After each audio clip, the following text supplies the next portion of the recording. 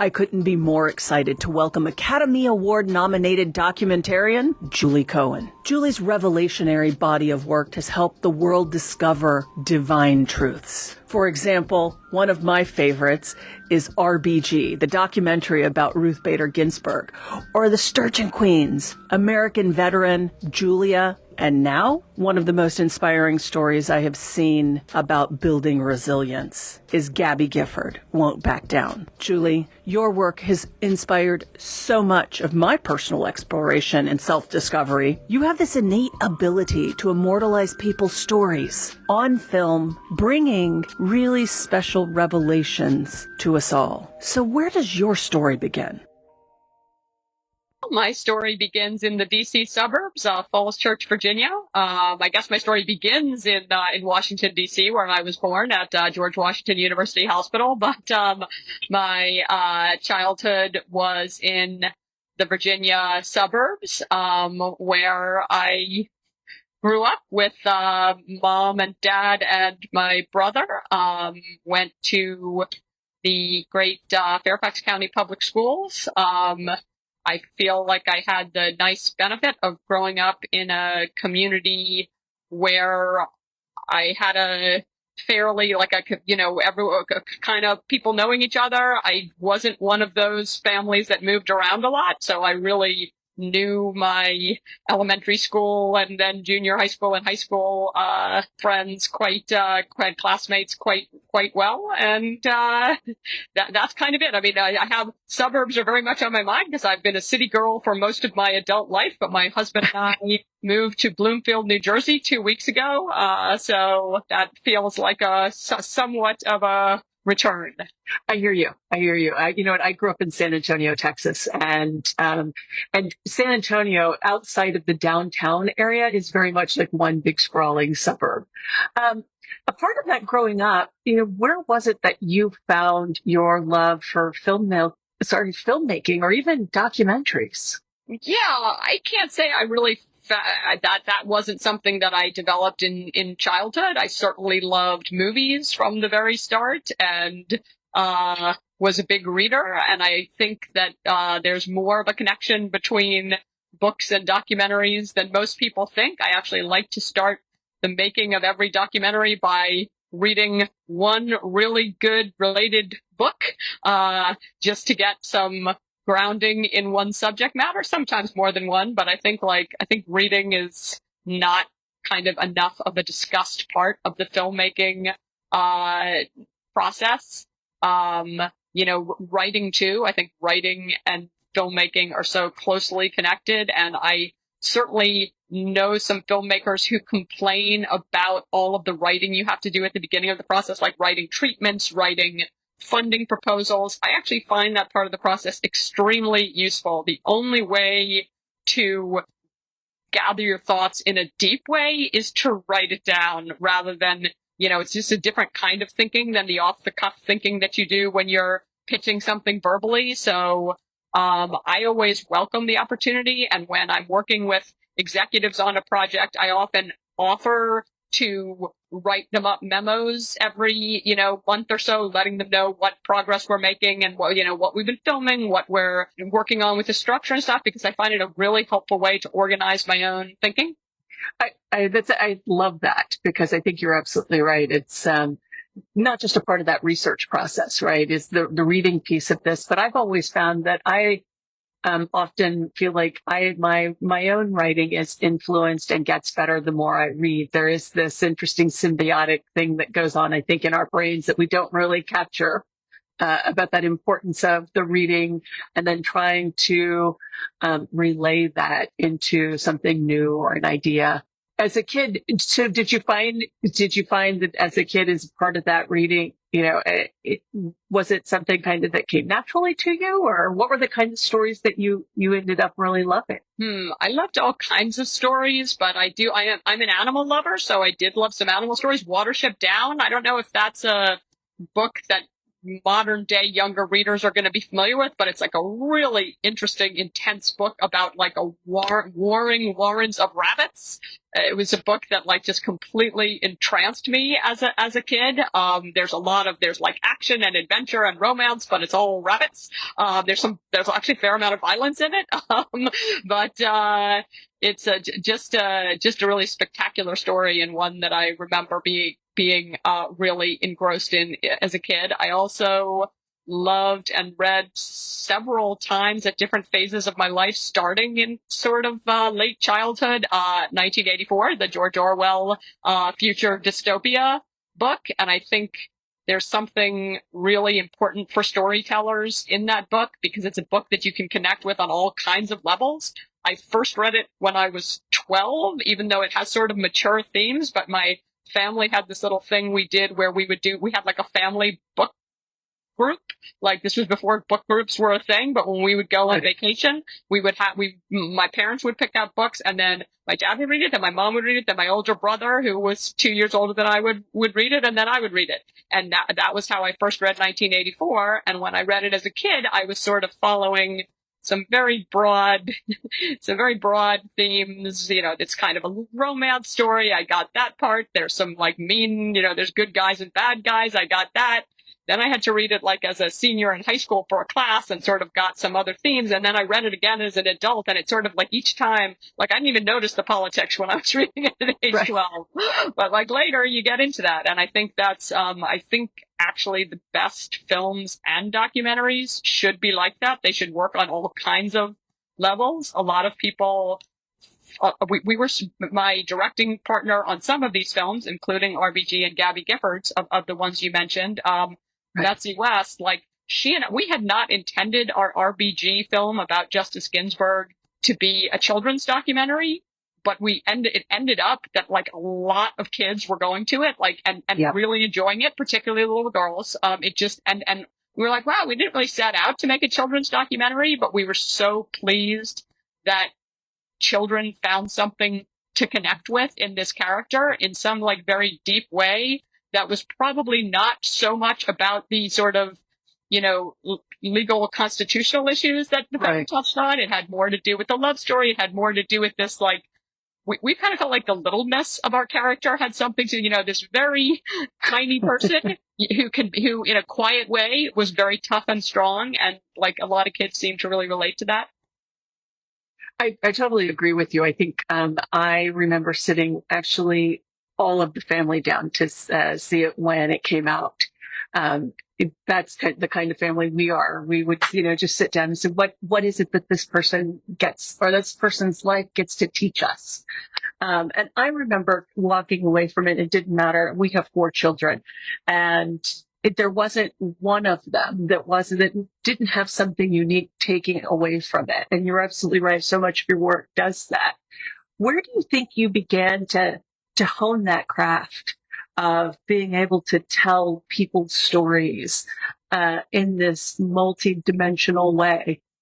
Yeah, well, in my case, I mean, first of all, I appreciate the word craft, because I do feel like that's what I am in the deepest way, as like a craftsperson. And it's not like you just have this gush of inspiration and then everything just magically happens. Like, the project of any big, like, quote unquote artistic endeavor is really a craft practice. It's really just a matter of a lot of hard work and a lot of shaping and reshaping and a lot of trying something one way, and if that doesn't work, trying it another way. It's not like, oh, you just sit back until, lightning strikes and then it all comes together.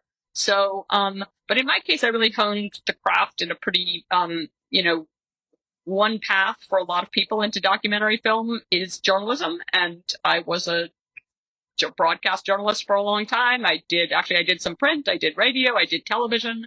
I worked at NBC for a long time. I was a producer and writer there. So, I was put in a very good position to have to create a lot of stories and write a lot of stories very rapidly, because that's what you have to do in the TV business. And it actually helped it helps break some of the habits where you get sort of stuck. Like if something is going to be on television next week, you can't really get stuck. Right. You have to move forward. And I actually often find that the product that you would create in 2 weeks, if you have 2 weeks, is probably the same is maybe close to the product you would create in 8 weeks if you have that amount of time. So it was actually very helpful to me to have a background professionally where I was forced to think and write and structure stories very quickly, and then that kind of opened the door to doing things where there's a little more time to work on it. Gotcha. In doing some of my research for today's conversation, I noticed you also worked at Court TV. And I began to thinking, like, do I see this thread on that legal piece here? Because I also noticed that you have a master's, am I correct, in law? Yes. Yeah. So those things are all connected, certainly, and are connected to some of the work that I've done more recently. My dad is a lawyer and was one of those lawyers who actually really enjoys the law. Like he represented labor unions and had lots of really interesting cases, did a lot of kind of appellate law stuff. And it wasn't until I was already a grown up that I started to understand that a lot of lawyers really dislike their jobs, because my dad seemed to love being a lawyer and definitely always talked about it very positively. So I had, positive associations with the law. In my early journalistic career, I found that I really enjoyed covering trials. I was a news reporter for a radio station for 3 years in New York, and that job entails, like, basically every morning you're getting assigned something different. It's like stuff's going on in the city. They're like, "Are you do this, do that?" You get assigned to different things.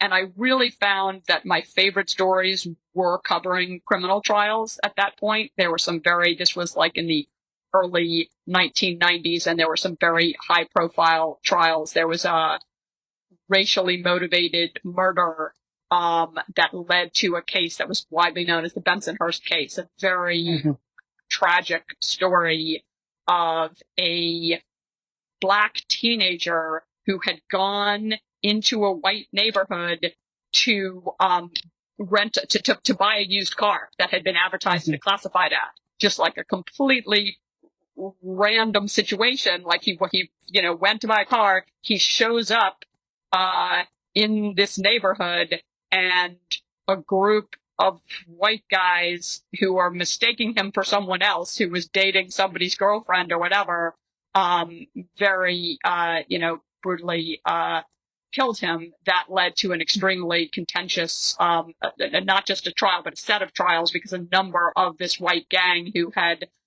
committed the crime, were tried separately. So there were a number of trials.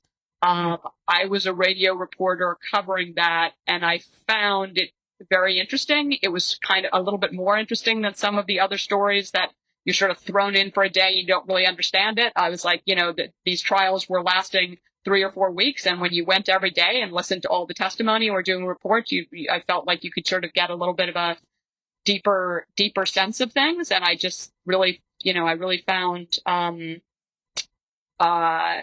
criminal law just a pretty interesting subject for journalistic coverage. And that's what led me when the network that later became Court TV, that much later became something else called True TV. But when Court TV started up in the early 90s, I actually wrote to the head of it saying, like, "Oh, I hear you're starting this network about trials. Like, I love trials. Like, I love covering, I've been a journalist. I love covering trials. Like, can I come work for you?" And it was a startup, so they had some positions for junior level people, and I got a junior level job there and kind of worked my way up to being a producer there, and ultimately starting a show that they did about the Supreme Court. So, and then that led me to the law school program that I did wasn't for people who wanted to be lawyers. It was for journalists who wanted a real background in the law. So I went and I left Court TV thinking that, like, if I'm going to try to market myself as a journalist who has a specialty in law, I should maybe get some formal education. And I went and did this year-long master's program. And then I went right from there to NBC, where they were, in fact, expanding their coverage of criminal trials. Wow, that's a pretty amazing transition, and it's also kind of a scary thing to leave what feels like a budding career at a startup, to to go back to being a student. And what did you see in some of the risks, or was it just natural? It's like, wait, if I really want to do this and I want to do it well, I better go sharpen this muscle I have between my ears. Yeah. The program that I went to was a very specific program for people in my position. It wasn't like wow, that's weird to go to law school. It was like, we have this program for people that are already journalists that want some background in the law. There was a foundation that funded it. So it wasn't like I didn't need to pay the very expensive, law school fees. It was just a year through this program, and I thought I would probably come out of it in a better situation than just having had my job at Court TV. So I didn't think that much about the risk when I was doing it. I loved doing it. It was really fun to go back to school as a 32-year-old. I feel like I got more out of that year of school than any other schooling I did, because I was kind of more ready to I was really there to learn. It was just a little different than my previous, academic experiences. So I like that a lot. But truthfully, like you say, what were the risks? And I was like, there's no risk. But truthfully, then when I got out, it did take me, about 4 or 5 months to get it. It's not like and I actually didn't even get a job. What I got at NBC initially was some freelance assignments, which ultimately worked their way into a job. So it did turn out to be risky, but I was not thinking about that.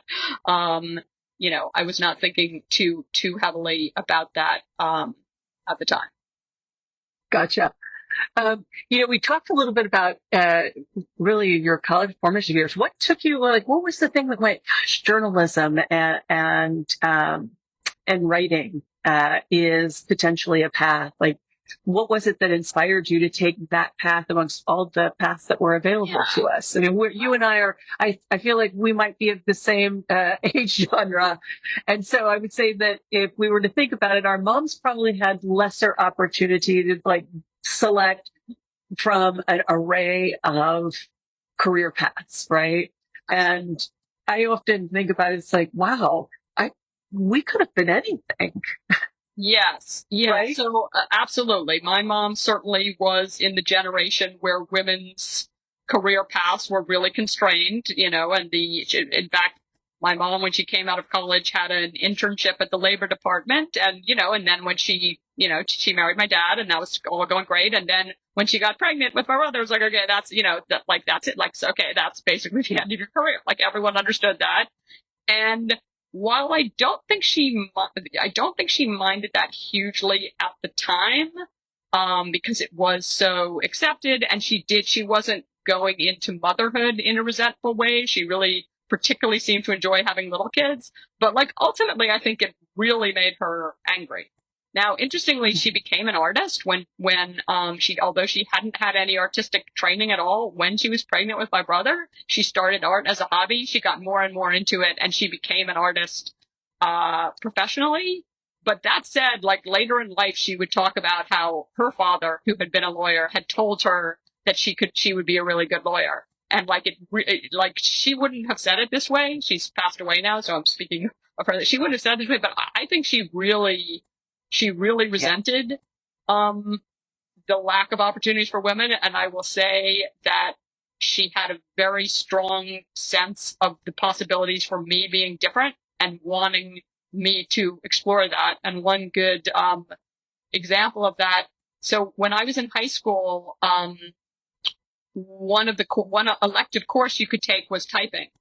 And I wanted to take typing because I thought it'd be useful for at that time, you had to type all your papers and whatever. It was before laptops, but they're old typewriters, young people. Yep. Let us explain it to you. I believe IBM Selectric was what I got to learn on. Exactly. So, my mother vetoed my taking typing in high school. She said, no, if you, like, I don't want you to be a secretary, like, you shouldn't learn to type. Now, actually, this was a little ridiculous because there's all kinds of reasons to be, like, while I didn't work as a secretary, nor did I have a secretary, so actually I do need to type. And, in a period before I went to a graduate program in journalism soon after college. And there was actually a requirement that you type 40 words a minute, and I didn't know how to type to get in. So I actually took a summer class at a secretarial school to learn to, because I'm like, okay, I guess I need to type. And I like typing. Anyway, but like my mom really did want me to be a professional person. Gotcha. And so, in terms of that exploration of the kind of that early, what helped you? I always think about this is that often in those years that you're going into college, that you don't necessarily have an idea. You may have a dream, but maybe not necessarily understand the path that might be in front of you. Yeah, I didn't have a clue, I would say.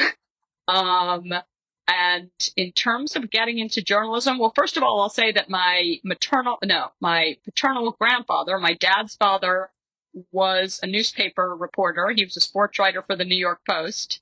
And that was always presented to us as having been like a pretty cool career. Like, he didn't make a lot of money, but he knew the New York Giants, and he had like great Knicks tickets, and he had we got Billie Jean King's autograph. Like it was sort of, and going to sports events with him in the press box was like incredible. It's like what, and he was what you might think a New York Post sports reporter in the 1960s and 70s might have been. He wore a little hat. He smoked a cigar. He was like a really fun, kind of salty, old, lovely Jewish man. I don't know. He really was sort of a character. So I had that view of journalism. But really not much else. And, I was at a point in my life where I thought maybe I should go to graduate school in something. And really the impetus for going to journalism school was how much I wanted to move to New York. And I went to Columbia, which is in New York. I just was like, oh, I should go to New York. I can't say that these things were like deeply, deeply thought out. But I will say that from the very first week of journalism school, I was like, oh, this is amazing. It's a fantastic, what a interesting, things have changed a lot, and journalism, that the journalism that exists now is not what it was in 1989 when I was studying journalism. But part of the program that I was in was you were going out there and writing stories, and you got a little press pass. And, within my first week, I was sent down to City Hall to cover a story. And, the mayor at that time, who was Ed Koch at that time, was giving a press conference. And I had my little, as a student at Columbia, you had a little press pass, and I raised my hand and I asked him a question, and he answered it. And I was like, this is the coolest thing in the world. Here I am, I'm this young, tiny person, and you're telling me I could just go to City Hall and ask the mayor a question just because I have a press pass? This is the coolest job in the world. Most powerful positions to be able to ask that question. That's fantastic. In that journey of kind of taking you through there, what were some of the things that you learned? Obviously, I think there's always the academic version of school, but to that point around the actual practice of what it means to be a journalist. Because I think there's, to your point around the craft of writing, right, and the craft of filmmaking is one aspect, but I also think that there's a practice that makes you a better questioner, a better interviewer. What were some of those things that you did that helped hone that? Yeah, I think a big part of it was listening, having a conversation that involves listening, not so much having a charted out list of everything that I wanted to ask, but more just listening to what the person was saying and going from that. And even more today as a documentary filmmaker, when a lot of what you're doing is spending time filming and watching people and trying to not be so nervous about like all the things that can go wrong with your filming, and is the, is the cinematographer like in the right position? They can be worrying about all these different elements that take you out of the present moment. But if you're like watching very carefully what your subjects are doing, you'll learn all kinds of things about them, which will lead to interesting questions and ways to engage. So, I do think that some of the things that make someone a good documentary filmmaker would be like the same qualities that might make you a good friend, like trying to pay attention to someone else and listen to what they have to say, and try to set yourself aside for long enough to look at what their experience might be and get into their mind a little bit, and then try to come at it from that perspective. I love that, because I think that so often, I often think that so many of us come into that space, sometimes even in journalism, with maybe a predisposition of what the outcome should be, as opposed to enabling the story to go where it really is supposed to go. Right. Because often when you are so occupied with a point of view, you tend to miss those little nuggets that make people incredibly human, or humanize the story or the subject matter. And I think that's such an important part of, I think, your work today, is that it's so clear to me that one of the gifts you bring to the table is active listening. It isn't passive at all. It's actually looking for those nuggets. Yeah. I think a big part of that is trying to get out of one's own nervousness. Like there's kind of a lot to be nervous about when you're making a film, and you can get so caught up in everything that could be going wrong that makes you not pay attention to what's actually happening. And learning to set aside like all those anxieties that people have when they're doing what I do and what a lot of jobs entail. Like a lot of it is just like, I've worked as a teacher advising people making documentaries also. And I really think so much of the process is just the psychology of it all, like getting so worried about it going wrong that you don't notice that you're not listening to what's happening. Or, in the case of our work, there's so much that you're filming, and people, if you're worried that it didn't come out, that what you're filming wasn't exactly what you were trying to get, then people become like afraid of their own footage. And actually delving in and looking at the footage that's been shot as soon as possible is like really key, because until you're forgetting the expectation of what you promised whoever was funding the film, what it's going to be, don't worry about that. Like the more key is like, what am I getting? And like what you're getting often is really good, and you can build a lot out of it. Well, that's beautiful. I think those are words of wisdom that I think everybody who's exploring this space, so often you get wrapped up in the minutia, and as opposed to just enabling the story to reveal itself. Right. And just learning that, the first attempt at something is really just the beginning of the process. And you can I had a student once, actually a very talented young woman, who showed me a rough cut of a piece that she had created, and just said with a really deep despondency, like, it's just not what I imagined in my head that it was going to be. Like I had this idea, like, it's just not what I imagined it's going to be. And I said, Poppy, her name was Poppy, I have felt that way every rough cut of every film I've ever done, and I've been doing this for 25 years. So don't worry, like that feeling is actually good. That's the feeling that's going to propel you to now make it better. Yeah, that's the rough part. Correct. Exactly. That's why they call it a rough. It's too bad. I always look at it this way. It's really too bad that we don't dream in rough cuts, because it would make sometimes the process so much easier. I guess that's one way of lowering the bar, if you started dreaming in rough cuts. Right.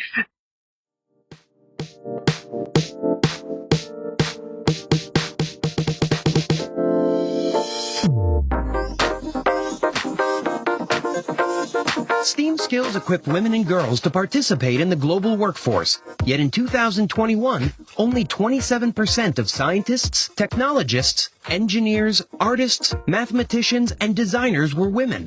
This is why DesignByUs.org is committed to closing the gender and pay gap, enabling 10 million women and girls to take command of the command line and change the world for good. Last year, your donations helped the Design Corps fight climate change, COVID-19, and disinformation on the web. Your donations and investment help us meet this goal.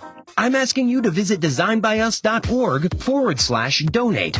That's DESIGNEDBYUS.org/DONATE and make a donation today. Hi, I'm Maddie Kramer, the host of The Last Generation, a podcast about profound conversations between Holocaust survivors and their grandkids. As the grandkid of a Holocaust survivor, I never got the chance to have that conversation, so I wanted to encourage others to do so. This new season is available on all platforms. Listeners, be sure to check out Julie Cohen's latest documentary, Gabby Gifford Won't Back Down. It's streaming right now on Amazon Prime Video, Apple TV, Redbox, and Roku. Did you feel like it was a natural kind of transition from the world of journalism, telling often 30-second stories, 2-minute stories, to long-form stories? Well, you know what? I was actually in the long-form journalism. I mean, I did some shorter stories when I was in public radio, but when I was at NBC, I was working for Dateline, so I was doing mostly hour and 2-hour stories. It's just that they were about murder trials, not the more. And I will say, I actually don't think it's a coincidence that since then in my documentary independent work, I've gravitated towards much more positive subject matter. I like, trying to. The 90s were rough. The 90s were rough. Yeah, I really prefer and not that I mind what, I think there can be some very, tough material that can make quite a good story, but that's for the most part, I want to tell stories that have a lot of love in them. Well, you're definitely doing that now. I just say that I took an opportunity to go and explore something as simple, and it's not simple, it is so rich. The Sturgeon Queens, right? That actually, I have to tell you, I had just there was just speaking of love, so much love in the craft of not just the story of this family that I believe 4 generations in this family, Russ and daughters, but also these nuggets, the things that I loved that you were able to kind of tease out was what made them different. The dad being an early feminist to, really this being almost very much a woman-owned and woman-run business that, I think tactically you could say, oh, you know what, you get your bagels and your lox and they're a really wonderful deli. But in reality, when you walk in, and what the story revealed was that it was these little blessings, these little love notes to every one of their customers.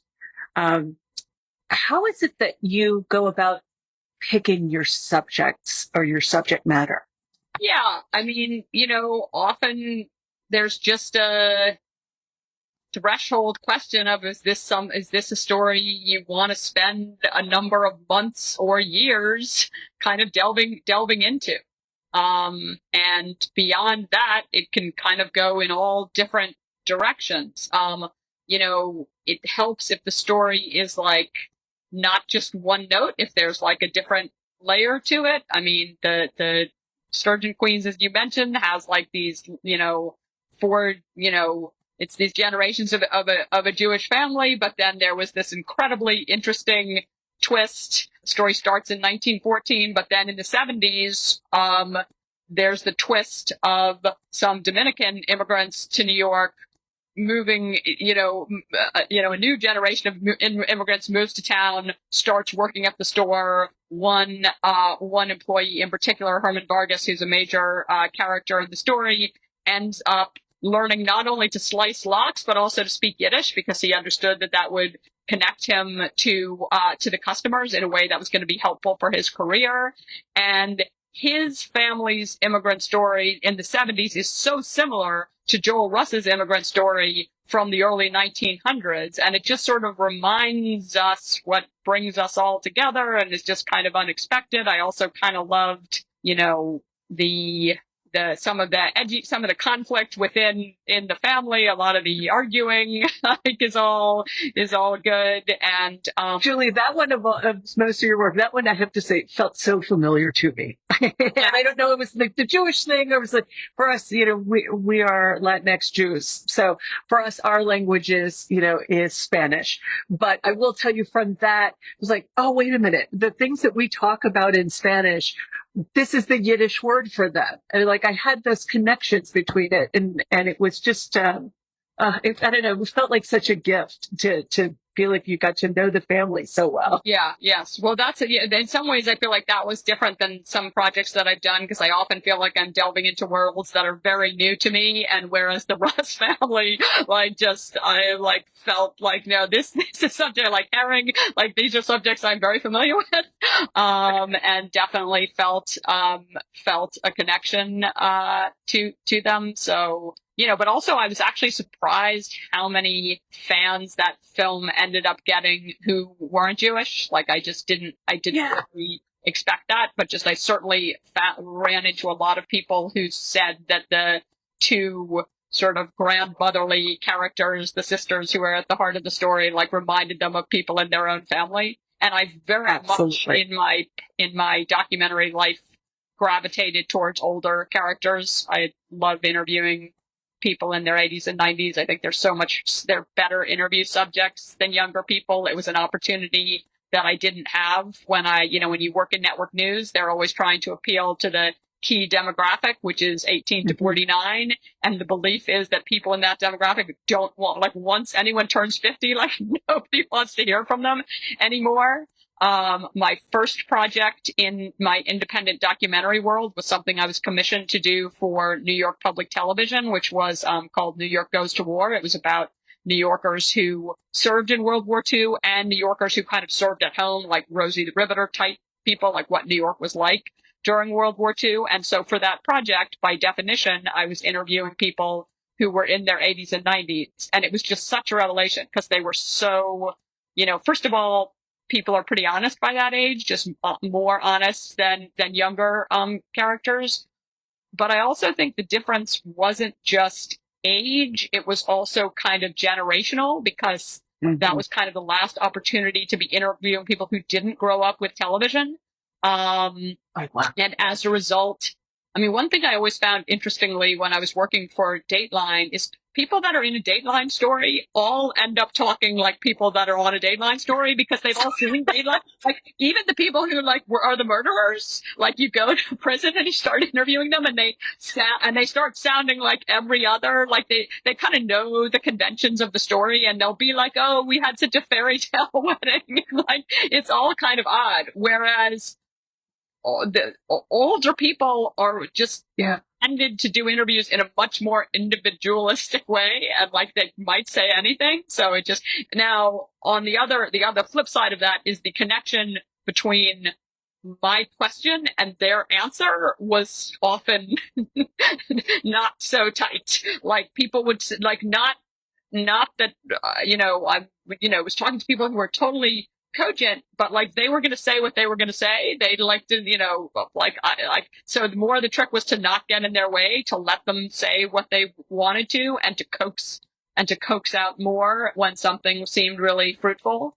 And as you've seen in a bunch of the films that I've worked on solo and a bunch of the films that I've worked on with Betsy, we really enjoy interviewing people in pairs, because just seeing the relationships between people is so interesting. And when you put two people together in front of a camera, especially if they've known each other for a long time, you often get something magical happens that's very different from interviewing individuals. I love that, because I think that one of the things you capture, and I think you've captured it in RBG, the Sturgeon Queens, and even in the way that people talked about Julia Childs, was there's the beauty of hindsight and wisdom. And you just don't have that. I'm nearing my 50s, and I don't think I have enough of it. Julie. There's like times when I'm like, I can reflect back on them, but I would imagine, I know when speaking with my mom, who is in her 70s, there's a lot of hindsight and wisdom. And I think a part of it is that you also become a little bit more comfortable in yourself, and that filter, I guess maybe this generation's filter might be the Twitter filter, or or even the TikTok filter. Right. At some point has to come off. Right. I think there is something to that.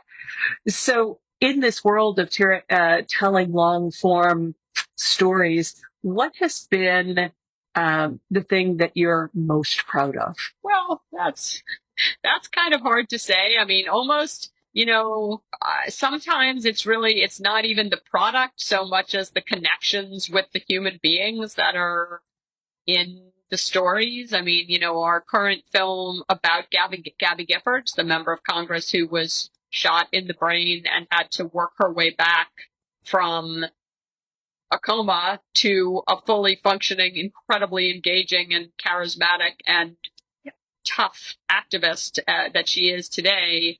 Like, getting to know her has been amazing. Like, she's just the most incredible person I think I've ever met. And I think that, from what we know from people who've known her for much longer than we have, she was a really intense and charismatic person before she was shot as well. But she's just like, it's just like so, like, I don't even know how to exactly describe it, but it's like, I think we're really proud of the film, but I'm also really proud to be friends with this incredible person. Well, I had to hone in on it. I think one of the things first of all, I have not seen the Gabby film yet. I am so excited to go and see it. I think we're talking about it's in theaters now. Is that correct? That's right. Okay. I remember exactly where I was on January 8th when that news flash came across. And something about Gabby is someone who I wouldn't say that I, overtly political, but there was something about her and her, I would say almost her rise to celebrity was something that there was something special about her and her desire for public service. It wasn't as if she was going in and she was in the form of politics. I think that she was giving definition and rise to the public service aspect of it. So I remember standing in my living room, on January 8th, and our kids were out, and it was kind of our typical, I want to say it was a weekend, if I remember correctly. And I remember that news flash coming on. It was just, it felt like a shot that was aimed at hope. Because my takeaway from, who she is through her acts, and her beliefs and why she went into public service was one of giving hope that the world could get better incrementally. Yeah. And there's something that we said that I think in those nuggets of your film, you bring these people that are larger than life often, that have these remarkable stories tell, but you bring them into our living rooms or into the theater in such a way that that friendship that you've created with them, because I felt that way with your Ruth Bader Ginsburg work, was that we felt like we knew them. Yeah, well, I think, trying to create that personal tone is certainly part of what we've been doing with these films. It's in some ways, I mean, that's where, like, I talk about my journalistic training being so much a part of my filmmaking, and it is, but that's a part that's kind of new that I will say, when I first watched a cut of the film that we had created about the New Yorkers who served in World War II, like, we had been working on it in like these little tiny chunks, myself and the editor, and we hadn't really been watching large stretches of it, and it was a 2-hour film, and at one point we sat down and watched everything that we had at a certain point, and I just like looked at it and I was like, wow, what I said to the editor, a great guy named Kerry Holloway, said, wow, it's so loving. And because like that wasn't what I've been doing at NBC. And I'm like, I just, so like, and like, I did love these amazing, like, 92-year-old veterans. Like what was it? Like, I hadn't really set out to make that the center of the film. But when you watched it, I mean, one thing that we did in that film, and actually comes up in the Gabby Giffords film too, is like, letting characters sing. And for these veterans that I was having recall what was sometimes really painful parts of their lives, because one of them had been a prisoner of war and one had been shot kind of severely, but yet they also had really fond memories of their service in the way that, veterans of that war in particular do. They were proud of the role they had played in stopping something horrible, as they should be. And part of the process of them recalling was like, I just have them sing songs to the camera of like that they loved, and they have these beautiful voices and they're singing, and I just felt like, like, wow, I like that you can sort of feel that there's some love there. When you're training to be a journalist, they don't really tell you should try to create work that's loving, but like, I'm like, that's kind of how I want things to be going forward. Like, you go through life, and like, there's all kinds of phases to it, but like, I'm also, the characters were older at a time that I was sort of getting heavily into middle age and thinking about that. This was also at the early stages of filming in high definition, where you were not even 4K yet, although now we film in 4K. Right. But the first time we had gone from standard definition to high definition, and there had been a fear, particularly in the broadcast news world, but all throughout the industry of people that make real visual stuff of real people. There had been this fear, high definition is going to be terrible because everybody's going to look terrible. Like, if you're not 23, you're going to look like crap. You're going to see the lines. You're going to see, and that World War II piece was the first thing I'd done in high def, and it was like the opposite. You saw the people's wrinkles, but they were beautiful. Like, you just saw like the real beauty of the people. Like, and, just sort of allowing that to come through seems like a really worthy thing. It's interesting how each one of those lines, we say wrinkles, but right, each one of those lines probably has a story behind it altogether. And I think that's a really interesting insight into all the things that we tend to fight, the age-defying things that we tend to fight. Right. That we're often fighting the storytelling, or even the wisdom that comes with what it means to have lived that long. Yes, right. No, it really really changed my own view of aging to like have that experience. And I was like, oh no, I was like, well, although I was like, okay, well, I'm in this uncomfortable middle period, but like, give me a couple decades, and then like, when I'm 80, I'll look really cute again. So we have to. I think that we have to redefine. Like, I think we're really cute in this middle age too. I'm falling in love with my 11s just fine. So, what were some of the barriers that you kind of had to overcome throughout your career? Because we all, like, none of this happens overnight.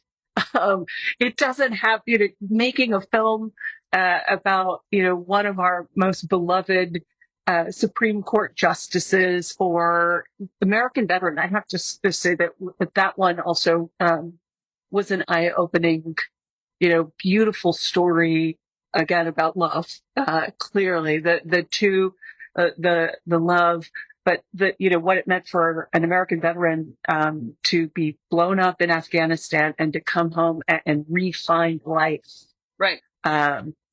In such an inspiring way. None of that is easy.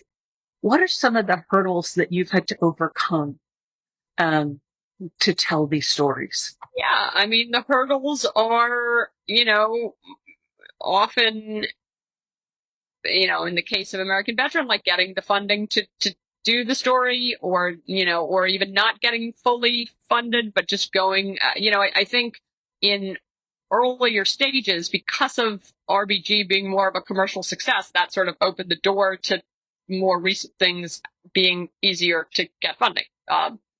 You know, just honestly, but in, you know, just a few years ago, the issue was really figuring out how I could do some things that did bring in an income, even while I was doing some projects that seemed really important to do, but that I understood weren't going to be big money makers, and you know, and because they're not that commercial, it's going to be a challenge to get them funded. And I just kind of chose at that point to try to split my life and my projects, to try to have do a certain amount of work that was just meant to generate some income that could help to do the projects that were kind of like more my dreams to do. Gotcha. Can you give me some examples of because there's always that balance, and it's interesting because it's. Oh, sure. I find that also in my own work. So yeah, you know, when I left NBC, and I did it like by choice and very consciously, like I understood that I was about to go into a situation where I wasn't going to have the same stability. I'm fortunate to be married to a lovely man who has a job and has health insurance for us both. And I understand that not everyone has that same good. I mean, that's one of there's a myriad of ways in which I'm a privileged person, and that's one of them. So, you know, but I had a job for quite a while, and that's good, and had helped me save some money. And then when I left NBC, along with the documentary stuff, I was also doing you know, I did a lot of like public relations videos. I made a video for the Hospital for Special Surgery, like a 30-minute film about their history. It was quite interesting. It was done under, they commissioned me to do it. They paid me to do it. Like that's how I was making a living. I also did Sturgeon Queens because I wanted to do it, but like I was making my living doing like public relations videos, and also doing just other commissioned projects I did a lot of programs for New York PBS, that just like a half-hour project would come up, and they would ask me whether I would do it, and if I was available, I'd get paid to do that. Julie, thank you so much for coming here today and sharing your story with our listeners who are change makers in their own right. You see, the power to dream comes from the ability to see an interest or yourself or a passion and how somebody else has carved a path for you. So I want to personally thank you, Julie, for carving that path for these future change makers. Listeners, this is my dare to you. I want you to take these revelations revealed in this episode and dare to design an inclusive and equitable future today. Designed by Show is written and produced by the Design Corps at Aurora 21 Studios. Podcast producer, audio engineer, and original music by Rachel Bickley. Commercial voice talent by Angelo Giannoni. And I'm your host, Joanna Pena Bickley.